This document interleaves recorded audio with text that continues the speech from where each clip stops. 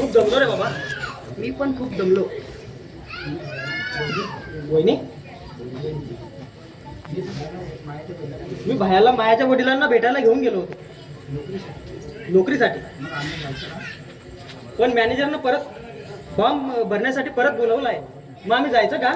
यांना नोकरी निश्चित मिळणार ना? हो. मग जा की. वहिनी, काय झालं भाऊजी? तुझा गळा उघडा वाटतोय. परवापर्यंत सोन्यानं मळवलेलं मंगळसूत्र होतं ना तुझ्या गळ्यात, आणि आज वेळे आहात अगदी. तुमच्या मोठ्यापणाच्या बदल्यात मी माझं मंगळसूत्र विकून तुमचं मोठेपण मी घेतलं. भाऊजी, तुम्ही मोठे व्हा. तुम्हीच माझे खरे दागिने आहात. भाऊजी, हे दान वहिनीनं दिरासाठी दिलं नाही, तर आईनं मुलासाठी. वहिनी असावी तर अशी, नाही तर ती आमची वहिनी. सकाळी उठल्यावर म्हणायची, कसली या मेल्याची झोप, कामधंदा काही नको, घाणा तरी हकावा तेलाचा. पण याच्यातूनही सुटलो आणि मागच्या वर्षी वेगळ्या घरात राहिलो. बरं सुदेश, मी नाक्यावर आहे, तू या पटकन. हो आलोच. वहिनी, दादा उठला नाही अजून? नाही, त्यांची तब्येत बरी नाही, रात्रभर झोपले पण नाही. उगाच काळजी करत राहतो. एवढा आजारी असताना कामावर काय गेला? बरं वहिनी, येतो मी. हो, लवकर या.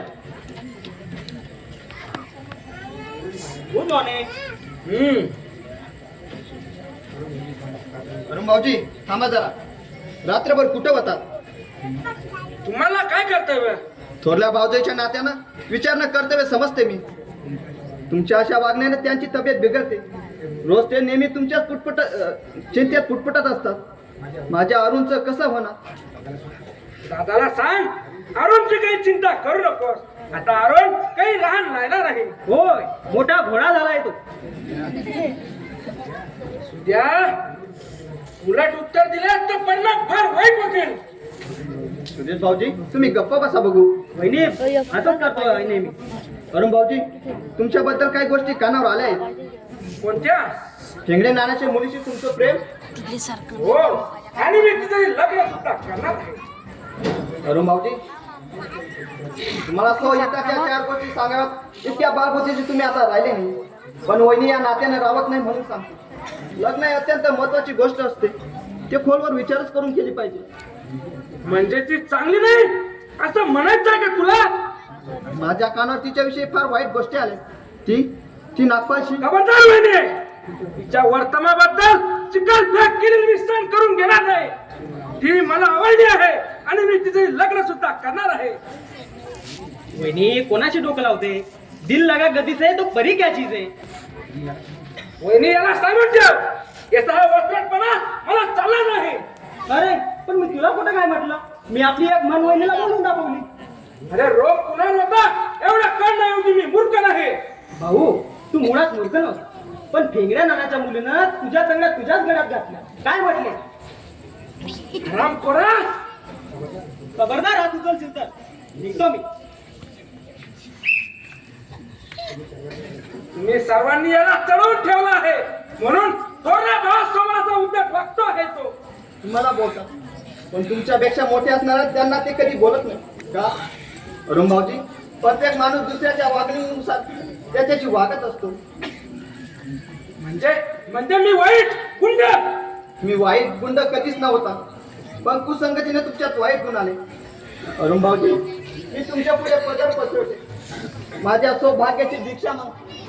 तुमच्या विवचनानं ते आजारी पडतात, वेळी जेवत नाही, सोपत नाही. भाऊजी घालता न एवढी भिक्षा तुमच्या वहिनीच्या पत्रात. तुम्ही चांगले वागा. तुमची वहिनी आपलं सारं जीवन तुमच्या पणाला लागलं.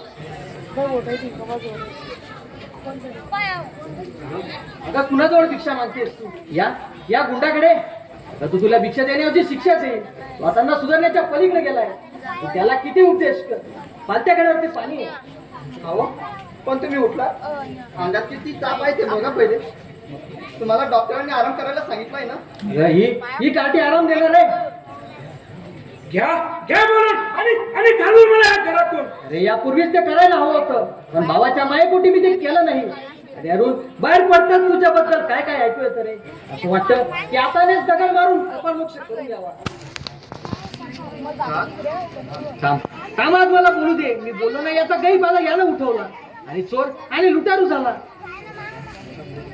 दादा मोठा भाऊ असला तरी त्याचे शब्द ऐकून घेणार नाही. मारणार आहेस मला? नाही मी कोण मारणार. मी जे करणार तू योग्यच करणार. काय करणार आहेस तू? ह्या घराचे हिस्से आहे. काय काम करा. प्रत्येक वेळी मानहानी करून जगणं मला शक्य झालं आहे. अरे अरे मी तुझी मानहानी काय करतो? का तुला तोडून बोलतो? याचा कधी विचार केलास का तू? अरे तू चांगला व्हावा, मोठा व्हावा, फक्त एवढीच इच्छा आहे माझी. हे तोंड देखील बोलले आहे दादा तुझं. अरे अरे तोंड देखील बोललं नाही रे अजून. काळजाला खूप असलेल्या काट्यांच्या वेदना आहे. असं ना तू नागपाल कडून बोला धर्म कर्ज काढलं होतं हे खरं आहे ना? हो. मला न विचारता. अरे मी ते माझ्याच नावावरती काढलंय, तुझेच करता आणि तेही मीच फेडणार आहे. पण तारण ह्या घराचं दाखवलंस. कोण म्हणतंय असं? अरे नागपालने तुझ्या सहीची प्रॉपर्टी नोट दाखवली मला. हे घर तुला त्याच्याकडे काय ठेवलं आहे? काय? आता का चेहरा पडला दादा? मला मला त्या नागपालने फसवलंय वाटतं. नागपालने तुम्हाला नाही फसवलं, तुम्ही ना मला फसवलं.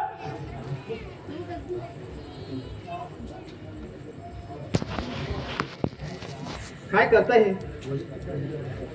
वडीलकीचा अधिकार दाखवला त्याने. आता आता त्याला फौकीचा सुद्धा अधिकार दाखवावा लागेल. उद्या सकाळी या घराचे हिस्से 2 सारखे कर आणि मला माझा हिस्सा दे. अरुण अरुण अरे तू हे काय मागितलं? या घराचे हिस्से मागण्यापेक्षा माझ्या शरीराचे तुकडे का नाही मागितले? शरीराचे तुकडे का नाही मागितले? शिल्पा शिल्पा अगं मी त्याला चांगलं होण्यासाठी 2 गोष्टी सांगितल्या. हे माझं चुकलं का गं? आम्ही त्याला हे नाही सांगितलं की तो चोर हो, लुटारू हो. हे माझं चुकलं. देवा देवा अरे हे प्रसंग पाहण्यासाठीच का तू आम्हाला जिवंत ठेवलंस रे, जिवंत ठेवलं. अरे या देवीने तुमच्यासाठी तिच्या अंगावरचा शेवटचा दागिना देखील माल केला आणि आज या रस्त्यावर पडण्याची वेळ आली रे. रस्त्यावर पडण्याची वेळ आली. माय नका आज तू नागपाला मला या घराच्या बाहेर फेकणार.